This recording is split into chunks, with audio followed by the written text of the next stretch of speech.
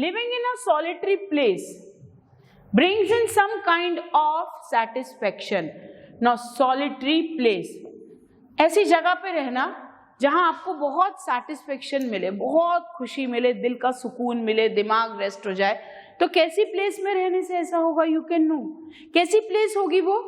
Either on some resort और सम farm house और सम restful peaceful place. Okay, तो हम सेंटेंस से ही समझ रहे हैं कैसी प्लेस में रहने से आपको सेटिस्फेक्शन मिलेगा? एकदम शांत, कूल, काम, peaceful place.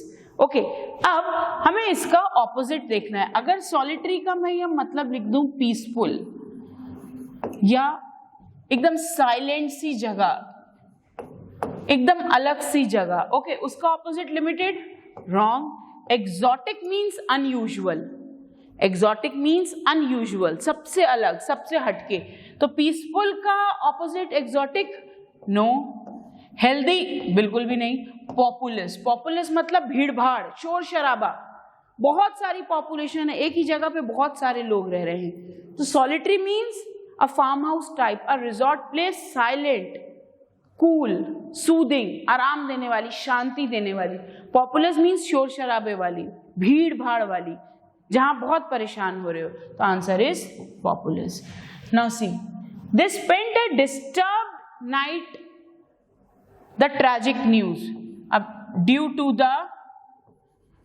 Tragic news, tragic news मिली मतलब एक ट्रेजेडी की न्यूज मिली, उस कारण से उन्होंने पूरी रात डिस्टर्ब गुजारी. डिस्टर्ब गुजारी मतलब परेशान रहे, डिस्टर्ब रहे, मेंटली डिस्टर्ब रहे.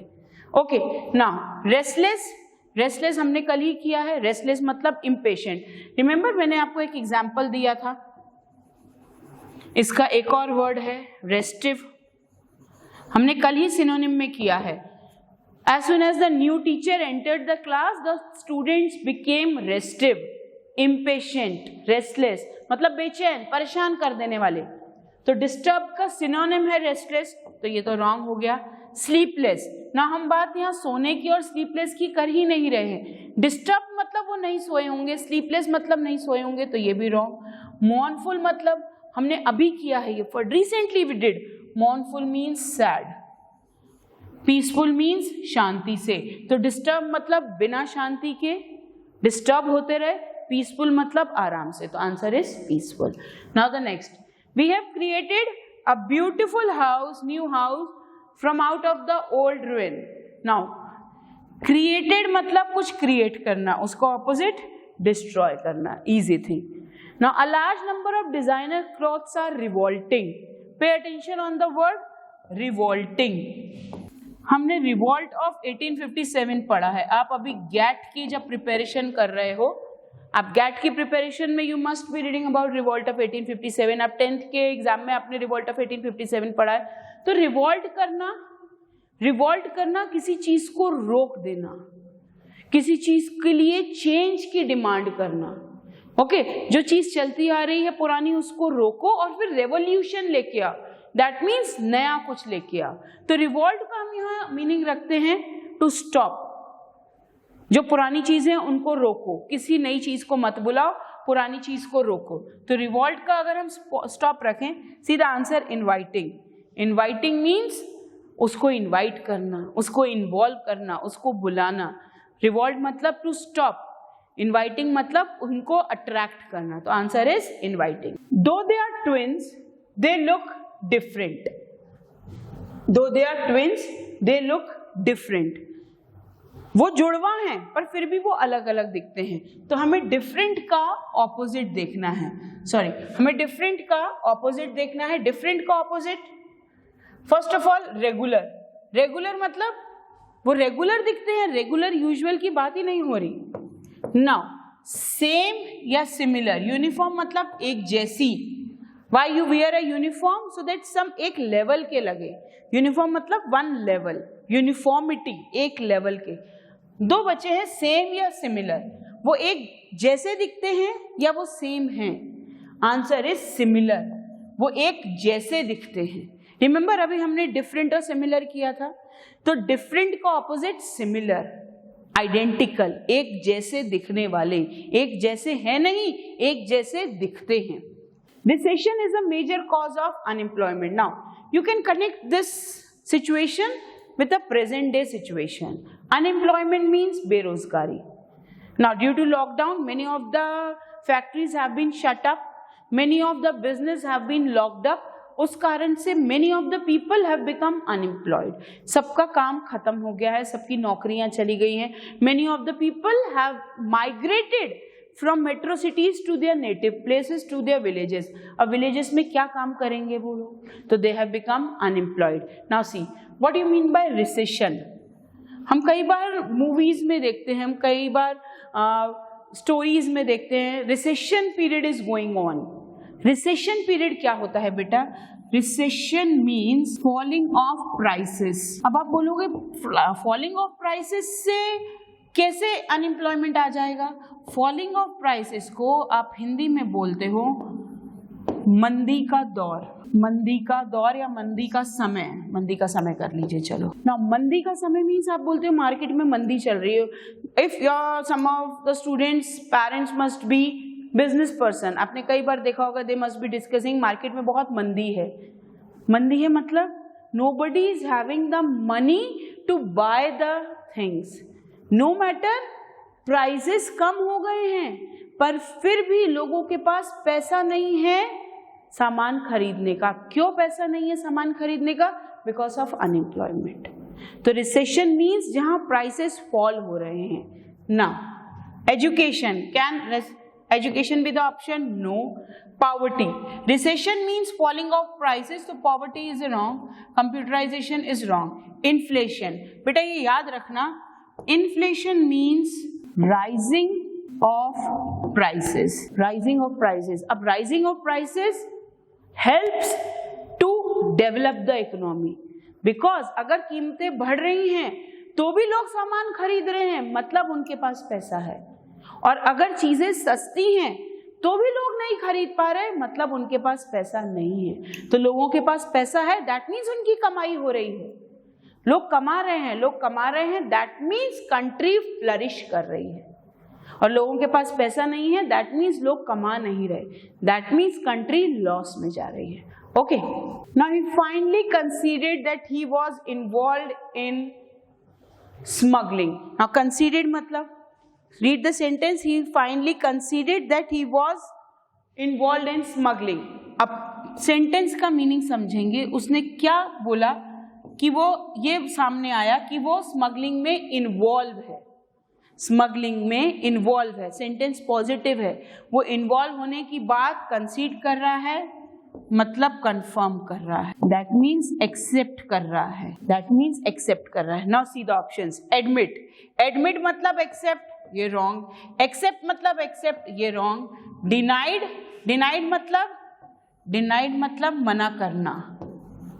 दैट मीन्स टू से नो. कंसील्ड. कंसील्ड हमने अभी किया, टू हाइड. अब सी, जब कंसीडर्ड का मतलब एक्सेप्ट करना, एक्सेप्ट को ऑपोजिट मना करना कि छुपाना, मना करना, दैट मीन्स डिनाई. अब easy sentence for this, she accepted your proposal, that means conceded. या she denied your proposal, that means rejected, मना करना.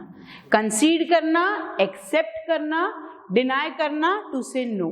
Okay, the accused emphatically denied the charge in the court.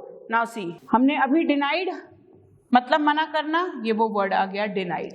accuse मतलब जिस पर charge लगा है, जिस पे इल्जाम लगा है. एम्फेटिकली बहुत भावना से, बहुत तकलीफ से मना किया, अपने ऊपर लगे हुए इल्जाम से मना कर दिया कि मेरे ऊपर ये जो चार्ज लगे हैं वो गलत है. Now accept. डिनाइड का मतलब except, agreed wrong, asserted wrong. ना एफर्म्ड करना या एक्सेप्ट करना. मैंने आपको यहाँ कंसीडर्ड का एक वर्ड दिया था, कंफर्म्ड करना. दैट मीन्स मानना, एक्सेप्ट करना, मानना.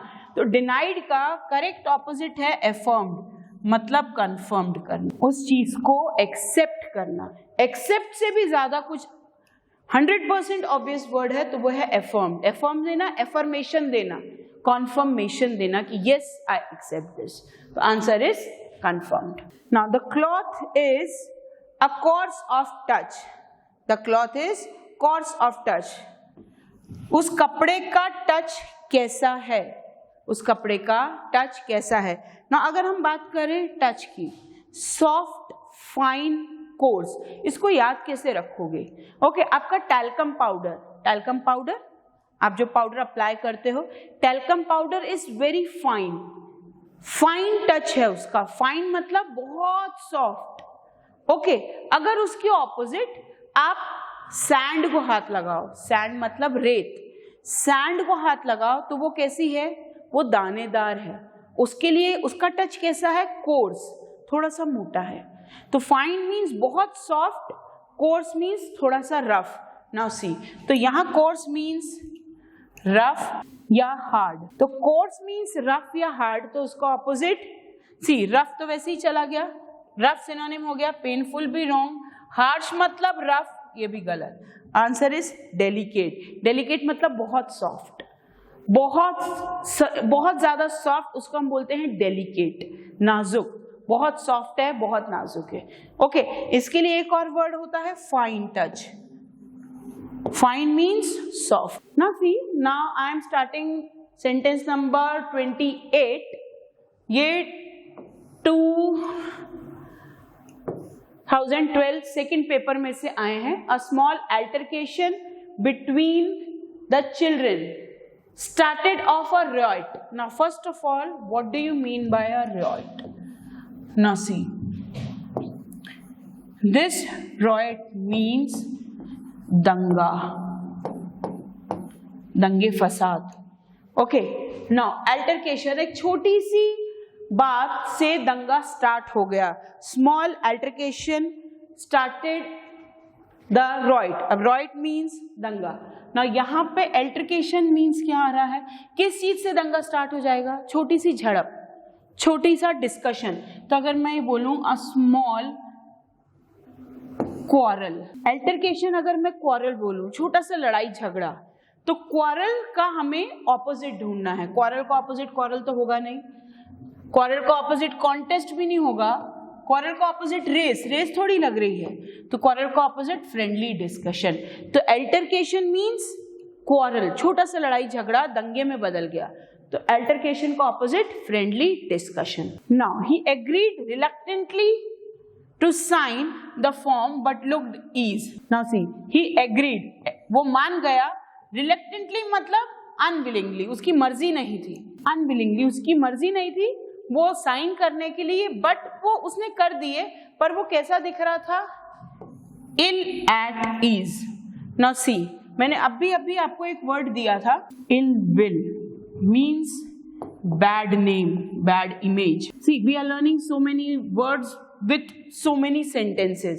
हम बात कर रहे हैं ill at ease. ill at ease से पहले हम बात करते हैं at ease. at ease कहाँ पर सुना है आपने at ease? Whenever you are to start the national anthem, what your instructors say? Attention. Attention, national anthem के टाइम पे द पोस्चर अटेंशन. जब नेशनल एंथम खत्म, एट ईज. समझा है वो वर्ड कभी? एट ईज, वो लोग बोलते हैं एट ईज. एट ईज मतलब कंफर्टेबल. पता था आपको आज तक ये कि एट ईज का मतलब कंफर्टेबल. दैट मीन्स अटेंशन की पोजीशन से आप कंफर्टेबल हो सकते हैं. तो एट ईज मतलब comfortable. That means in comfortable situation, in comfortable position. Ill at ease मतलब at ease का opposite. तो at ease मतलब comfortable, तो ill at ease मतलब uncomfortable. See, word से कैसे word बन रहा है? You must know this thing. Okay, at ease मतलब comfortable, ill at ease मतलब uncomfortable. Now check out the option. अगर ill at ease का मतलब uncomfortable, उसका opposite embarrassed? No. Answer is comfortable. The best option is comfortable. See boys, this is my assurance to you all. If you are paying attention to this class, as this is an interactive class, a digital class, very attractive way to learn everything, this is my assurance, you will never forget what you have learned in this class. So see boys, you must pay attention to whatever going in this class. Now run down, we have done phrasal verbs, मैंने वहाँ पे भी आपको ये word दिया है. Run down का मतलब है tired. अब अगर आपको tired word याद नहीं भी आ रहा है, just follow my rule. The sentence itself gives you a trick, a hint. See, my mother has been working hard for last 2 weeks. पिछले 2 हफ्तों से मेरी मॉम काम कर रही हैं, बहुत ज्यादा काम कर रही हैं. And she feels run down. ना बेसिक कॉमन सेंस है ये कि आप 2 हफ्तों से काम कर रहे हो तो नेचुरल है how you will feel tired. तो रन डाउन का मतलब है टायर्ड. हमें इसका ऑपोजिट ढूंढना है. Answer is energetic. टायर्ड का opposite energetic. Now see, the 3 states signed a pact to have collective economy. Now pact का synonym treaty, agreement. Okay, now 3 states signed a pact to have collective economy. Collective से क्या word आ रहा है? collected. Collected इकट्ठा करना. I have collected so many books. You all have collected so many notes. Collected मतलब इकट्ठा, एक साथ. उसको opposite distributive, बांट देना. Disintegrative, wrong. Divided, wrong. Answer is individual. Individual मतलब अलग अलग. कलेक्टिव मतलब एक साथ, इकट्ठा, साथ साथ होना. इंडिविजुअल मतलब अलग अलग होना. Okay, next. Now see, he was asked to accelerate the pace of work. Again हमने अभी एक्सेलरेट वर्क किया है. Accelerate means to increase. Remember, हमने अभी किया accelerate the speed. Accelerate the speed. Accelerate का ऑपोजिट रिटार्ड, मीन्स रोक देना. Accelerate to increase. यहाँ पे क्या बात हो रही है? पेस. ना पेस मतलब स्पीड. बेटा learn all the new words. Just memorize all the new words you are learning, no matter in which form. चाहे वो ऑप्शन के फॉर्म में, चाहे सेंटेंस के पार्ट के फॉर्म में, या जो मैं एग्जाम्पल्स दे रही हूं उसके फॉर्म में. ना उसको बोला गया अपने काम की स्पीड को बढ़ाओ. काम की स्पीड को बढ़ाओ. Now see, slacken. No, stack मतलब स्टिक करके कंट्रोल करो. स्लैकन करो या सुपरवाइज करो. Slacken means slack means to reduce, to decrease. The answer is slacken. This is the right answer. Now the child was abducted when he was going to school. Oh my God, what's happened? Abducted मतलब कब्जा कर लेना. कब्जा कर लेना, जिसका एक easy word आपको पता है, किडनैप. तो चाइल्ड, बच्चे को कब्जे में ले लिया गया. बच्चे को कब्जे में ले लिया गया जब वो स्कूल जा रहा था, जिसको आप नॉर्मल भाषा में बोलते हो किडनैप. तो किडनैप और अब्डक्टेड मीन्स सेम. ओके, रैंसम्ड. रैंसम्ड वर्ड क्या है? जब कुछ किडनैपिंग होती है या कोई किडनैपिंग का केस होता है, the criminal demand the ransom amount. Ransom amount उस इंसान के बदले ली गई फिरौती. तो रैंसम मीन्स फिरौती. तो ये भी गलत हो गया. नाउ कम्स सेट फ्री या सीज्ड. नाउ सीज्ड मतलब, सीज्ड का अगेन मतलब है जब्त कर लेना. For example, the customs seize the illegal goods at the airport. तो जो कस्टम डिपार्टमेंट है वो एयरपोर्ट पे गैर कानूनी चीजों को जब्त करते हैं. Okay, the police seize the drugs from the person. उस इंसान से पुलिस ने ड्रग्स जब्त की. तो सीज भी रॉन्ग. एब्डक्टेड का ऑपोजिट सेट फ्री, खुला छोड़ देना, उसको आजाद कर देना, फ्री कर देना. एब्डक्ट करना, कब्जे में लेना. सेट फ्री, आजाद कर देना. The baby has a delicate body. हमने अभी किया है. See what I am telling you again and again. कुछ वर्ड्स हैं जिसको आप एकदम मेमोराइज कर लें तो you will be having that confidence कि आपका रिवीजन बहुत अच्छे से हो गया है. वही वर्ड्स रिपीट हो रहे हैं. Now see, delicate means soft, नाजुक. डेलिकेट मीन्स सॉफ्ट, नाजुक. ओके, बेबी की बॉडी कैसी है? बहुत नाजुक है, बहुत डेलिकेट है. तो उसका opposite crude. Crude means raw. Crude oil, raw oil, कच्चा. Strong, hard. अब डेलिकेट का ऑपोजिट हार्ड, सॉफ्ट का ऑपोजिट हार्ड होता है. डेलिकेट का ऑपोजिट स्ट्रॉन्ग, मजबूत. ये नाजुक, ये मजबूत. बॉनी मीन्स हड्डी. He is having a bony body. Bony body means without flesh. हड्डी. Okay. Now the answer is strong. क्योंकि यहाँ बॉडी की बात हो रही है, तो डेलिकेट बॉडी मतलब नाजुक बॉडी, उसका opposite strong body. The government has enhanced the tuition fees in schools and colleges. तो गवर्नमेंट ने ट्यूशन फीस को बढ़ा दिया है. एनहांस करना, टू इंक्रीज. गवर्नमेंट ने ट्यूशन फीस को इंक्रीज कर दिया है. अब उसका ऑपोजिट मैग्नीफाइड मतलब बड़ा करना. मैग्नीफाइंग ग्लास, आपने मैग्नीफाइंग ग्लास बायोलॉजी प्रैक्टिकल्स में यूज किया है. आप जब मैग्नीफाइंग ग्लास से माइक्रोस्कोप में या मैग्नीफाइंग ग्लास से कोई भी चीज देखते हैं तो वो बहुत बड़ी दिखती है. तो magnified means to increase. Aggravate करना, अगेन बढ़ाना. ही एग्रेवेटेड द पेन, उसने दर्द को बढ़ा दिया. इंक्रीज का opposite decrease. Answer is decrease. Now he aims at perfection in whatever he undertakes. Perfection, अब you know in Bollywood mister Aamir Khan is known as a perfectionist. Perfectionist या perfection होना, हर काम तरीके से होना, हर काम बहुत अच्छे से होना, किसी भी चीज में कोई कमी नहीं होना. तो परफेक्शन मीन्स कोई भी कमी नहीं होना. Now see the options. Perfection means कोई भी कमी नहीं होना. डेफिशिएंसी मीन्स कमी होना. तो परफेक्शन का यहाँ opposite deficiency. Okay. Now her illness enervated the whole family. Now we have started the paper 2013 first paper. Now her illness enervated the whole family. Enervated means whole family. उसकी illness मतलब उसकी बीमारी ने पूरी family को क्या कर दिया. हमने कल synonyms में भी ये वर्ड किया है. synonyms में एक सेंटेंस था, her illness he was enervated by the attack of influenza. Remember हमने कल सेंटेंस किया था, इन्फ्लुएंजा के अटैक से उसकी बॉडी इनर्वेट हो गई. इनर्वेट हो गई मतलब वीकन हो गई. इनर्वेट हो गई, वीकन हो गई. तो वीकन इज द सिनोनिम. तो एनर्वेट का ऑपोजिट एनहांस, रॉन्ग. एग्जॉस्ट मतलब थक गई. Weaken same. एनर्जाइज्ड. तो आंसर इज एनर्जाइज्ड. एनर्वेट होना, वीकन पड़ जाना, कमजोर पड़ जाना. उसका ऑपोजिट एनर्जाइज होना, ताकतवर होना. Okay. Now next. The teacher inserted another picture to illustrate the point. Now teacher ने एक पिक्चर, अब आप जब लैपटॉप पे या कंप्यूटर पे काम कर रहे हो, you are preparing some presentation, तो आप उसमें पिक्चर्स इंसर्ट करते हो. इंसर्ट करना. ओके. म्यूजिक सिस्टम में सीडी इंसर्ट करते हो आप. इंसर्ट करना, डालना. किसी भी चीज में इंसर्ट करना. Okay, I see this pen and cap. I inserted this pen into this cap. Pen को मैंने कैप के अंदर डाला, इंसर्ट किया. Okay, now check out.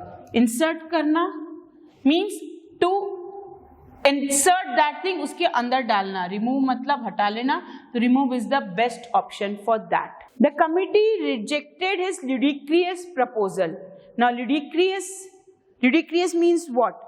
Ludicrous, silly, illogical. Ludicrous का मतलब होता है silly. कल हमने एक वर्ड किया था insane, मतलब abnormal. Silly, illogical, that means nonsense. One more word, unreasonable. One more word, irrational. Now see, ये सारे वर्ड ल्यूडिक्रियस के सिनोनिम हैं, उसका मीनिंग कन्वे कर रहे हैं. अनरीजनेबल जिसके पीछे कोई रीजन नहीं है. इरैशनल, रैशनल मतलब reason. Irrational without any reason. Silly, useless. Illogical जिसके पीछे कोई लॉजिक नहीं है. Insane, abnormal. नॉनसेंस, बकवास. अब इसका बेस्ट ऑपोजिट, एब्सर्ड मीन्स बकवास, ये गया. स्टूपिड मीन्स बकवास, ये गया. Farcical, wrong word. Reasonable means जिसके पीछे रीजन है. This is unreasonable, this is reasonable. Okay. तो you can screenshot the words I have given you so that आप इस वर्ड से रिलेटेड इतने सारे वर्ड्स याद रख सके. Okay. Now children adore the cricket players. Okay, या we all adore the cricket players. Adore करना, पसंद करना, उनको लाइक करना. Now see, adore means to like or to praise. मैंने कल भी आपको ये वर्ड दिया था, कमेंडेबल और कंडेम। नाउ कंडेम्स मीन्स बुराई करना, that means to hate, to dislike. Condemned means to dislike. Condemn का एक और ऑपोजिट होता है commend. Commend means to appreciate. Commendable praiseworthy, तारीफ के काबिल। उसका ऑपोजिट कंडेमनेबल मीन्स बुराई के लायक, बुराई के योग्य। तो condemn means to hate, to dislike, adore means to like, to praise, to love. Okay, now the next answer is condemned. Okay, this the hot favorite of my students. We have discussed this sentence many a times. First of all, read the sentence. These people are sunk in abysmal ignorance. Abysmal ignorance. Sunk मतलब डूब जाना. Abysmal मतलब खाई, गड्ढे में. गड्ढे में unawareness की, इग्नोरेंस के गड्ढे में वो पीपल डूबते जा रहे हैं. And the illiteracy is simply colossal. Illiteracy जो पढ़ा लिखा नहीं है, इलिटरेट है. और उसके कैसी है उनकी इलिटरेसी? कॉलेजल. अब कॉलेजल में तो हमने आलिया भट्ट को देखा है. या कॉलेजल के एडवर्टाइजमेंट्स में we have seen Alia Bhatt doing the advertisement of Colossal kajal. Okay, हमें कॉलेजल काजल पता है. Colossal is a very famous brand of kajal. Maybelline का कॉलेजल काजल. आपने एडवर्टाइजमेंट में काजल और कॉलेजल भले ही ना देखा हो, आलिया भट्ट जरूर देखी है. यस, तो have you seen Alia Bhatt how she has applied the kajal on her eyes in the advertisement of Colossal? किस तरह उसने काजल अप्लाई किया? उसका चेहरा तो देखा होगा ना, वही तो देख रहे थे हम, काजल थोड़ी देख रहे थे हम. तो उसके चेहरे पे how she applied the Colossal kajal, such a huge way. Colossal मतलब बहुत बड़ा, और इसीलिए that actor applied the kajal in that particular way so that she can connect the word colossal with the style of applying. Okay, getting my thing. इसलिए उसने बहुत बड़े तरीके से, हैव यू सीन? और नहीं तो आज ही इंटरनेट पे सर्च करके कॉलेजल काजल का एडवर्टाइजमेंट जरूर देखना and see how the models have applied the kajal on their face. आंख से शुरू करके पीछे पूरे बालों तक चले गए हैं. That means so huge, so big. तो कॉलेजल का मतलब है huge and big. And अब मुझे पता है कॉलेजल का मीनिंग कभी लाइफ में नहीं भूलेंगे. ओके, तो कॉलेजल मीन्स huge, intolerable जिसे आप सहन नहीं कर पा रहे. नो, कॉलेजल का मतलब ही ह्यूज होता है. कॉलेजल का ऑपोजिट स्मॉल, क्योंकि कॉलेजल मतलब बहुत बड़ा. Now previously per capita income used to increase by 7 rupees. Now increase, dwindle, wrong. Diminish मतलब to reduce, धीरे धीरे धीरे कम होना, और कम होके नेगेटिव पे हो जाना. मिटिगेट मतलब पीस मेकिंग. पीस मेकिंग किसी का पैचअप कराना, शांति करवाना. मिटिगेट मतलब पैचअप कराना. अब मिटिगेट कैसे याद रखेंगे? Whenever you are having a fight with your girlfriend, some person must be a mitigating person. कोई जो पैचअप करा रहा है दोनों का, वो मिटिगेट करा रहा है. दैट मीन्स दोनों की सुलह करा रहा है. ओके, ना बात हो रही है इंक्रीज की. इंक्रीज मतलब बढ़ना, डिमिनिश होना, कम होना. प्रॉफिट का मतलब आपको पता ही है. तो डिमिनिश मतलब टू रिड्यूस, इंक्रीज मतलब टू इंक्रीज, डिमिनिश मतलब धीरे धीरे धीरे गायब होना, कम होना. Now, in the modern times, we find that most social relationships are artificial. Oh my God, artificial. हमने अभी कुछ दिन पहले या कल परसों भी हमने synonyms में artificial counterfeit coin किया था. Remember, currency के लिए use होता है counterfeit coin. See boys, मैं हर चीज में आपको रिवीजन कराती जा रही हूँ. हमने synonym में ग्रामर रूल का रिवीजन किया, अब एंटोनिम्स में सिनोनिम्स का रिवीजन हो रहा है. काउंटरफीट कॉइन मतलब नकली. करेंसी के लिए यूज होता है, ये डॉक्यूमेंट्स के लिए यूज होता है. काउंटरफीट डॉक्यूमेंट्स मींस फर्जी. इसका ऑपोजिट जेन्युइन या ऑथेंटिक. ऑथेंटिक. ओके, अब हम बात कर रहे हैं आर्टिफिशियल. आर्टिफिशियल मतलब नकली, उसका ऑपोजिट जेन्युइन मींस असली, means original. Okay, next. Social liberty may be instrumental in the emotional growth of a person. Liberty मतलब फ्रीडम, लिबर्टी मतलब freedom, we all are liberal, हम फ्री हैं। तो सोशल लिबर्टी बहुत काम करती है एक इंसान की इमोशनल ग्रोथ में। अगर आप उसको सोशली फ्री कर दो, आप उसको बांधो नहीं, आप उस पर बंदिशें नहीं लगाओ, तो वो अपने आप मेंटली और इमोशनली डेवलप होगा। ओके, तो लिबर्टी मतलब फ्रीडम, तो इसका ऑपोजिट स्लेवरी मतलब गुलामी। ओके, कंपल्शन मतलब कंपल्सरी, करना ही है। Obligation duty. कंस्ट्रेंट, कंस्ट्रेंट मतलब बाउंडेशंस, गुलामी की बात नहीं कर रहे, हम बाउंडेशंस की बात कर रहे हैं। तो लिबर्टी मीन्स आजादी। अब आजादी का ऑपोजिट स्लेवरी नहीं, यहां पर फ्रीडम वर्ड होता तो स्लेवरी, यहां पर लिबर्टी वर्ड है। लिबर्टी का एग्जैक्ट ऑपोजिट है कंस्ट्रेंट, मीन्स आप बंधे हुए हो, आप इमोशनली बंधे हुए हो, आप सोशली बंधे हुए हो, you are having some limitations, you are having some boundations. तो उन बंदिशों, उन बाउंडेशंस के लिए वर्ड है constraint. Okay, next answer is constraint. Now education is essential for all round development of a person. Very easy thing, essential मतलब very important, जिसके बिना आप रह ही नहीं सकते। Air, water is essential for living. Okay, तो essential means very important, उसका opposite unimportant means जरूरी नहीं है। He was extremely modest in company. Now what do you mean by modest? Modest बच्चा जरूर याद रखना, this is a very good quality. Humble, polite, being down to earth, that means humble होना, polite होना, बहुत down to earth होना, बहुत soft spoken होना। तो इसका exact opposite आपको दिख रहा है, modest का opposite immodest. Easy one, and we have started 2013 second paper. Now see the level of sentences. I hope आप लोग को सारे sentence आप connect कर रहे हो, समझ में आ रहे हैं। Now it's candid again. See how many times the candid word is coming.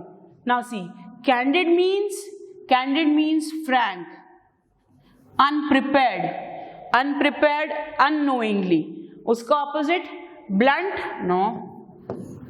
guarded, sincere, unconventional. Answer is guarded. guarded मतलब ध्यान देकर, सोच समझ के, गार्ड करके, अटेंशन देके।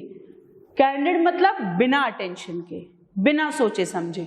ना the guilty appealed, again see, guilty मतलब दोषी। Appeal to the jury to condone his punishment. Condone means खत्म कर देना, to free, to end, that means उस चीज को इग्नोर कर देना, उस चीज से ध्यान हट जाना, आप उस चीज को माफ कर देना, दैट मीन्स उसकी सजा माफ कर दी जाए। तो कंडोन का मतलब होता है फॉरगिव, फॉरगिव। तो दोषी ने, ज्यूरी मीन्स जजेस से अपील की, रिक्वेस्ट की कि उसकी सजा माफ हो जाए। माफ हो जाए का opposite accept, wrong, forgive again, criticise, no, condemned. Condemn means बढ़ा दी जाए, बुराई में बढ़ा दी जाए। कंडेम मीन्स बुराई के काबिल, तो बुराई यहाँ पर तारीफ के काबिल। कंडोन, फॉरगिव मतलब अच्छा है, फॉरगिव करना पॉजिटिव, उस चीज को हम फॉरगिव कर रहे हैं, माफ कर रहे हैं, दैट मीन्स वो गिल्टी नहीं है। यहाँ पर गिल्टी है मतलब दोषी है, मतलब कंडेमनेबल है, बुराई के काबिल है, जिसको हम माफ नहीं कर सकते। आंसर है condemn. Now his family severe ties with him for marrying intercaste. Now see, ties मतलब बंधन, रिश्ते। ही टाई अ नॉट, उसने वो गठान बांधी। With him for marrying intercaste, उसकी फैमिली ने इंटरकास्ट मैरिज करने के कारण उससे सारे रिश्ते ब्रेक कर लिए, मतलब सारे रिश्ते तोड़ लिए। सिवर्ड मतलब तोड़ देना, अलग हो जाना। टाइज मतलब सारे बंधन, सारे रिश्ते तोड़ लिए, तो इसका opposite joint. Answer is joined. Now we have done 50 sentences today. For the antonyms, just go through all the sentences, all the words, all the examples I have included in doing this session. And still, if you are having any of the doubt, just message me and I'll be there to solve all your queries, to answer all your queries, to clear all your doubts. But till then, stay tuned. Thank you.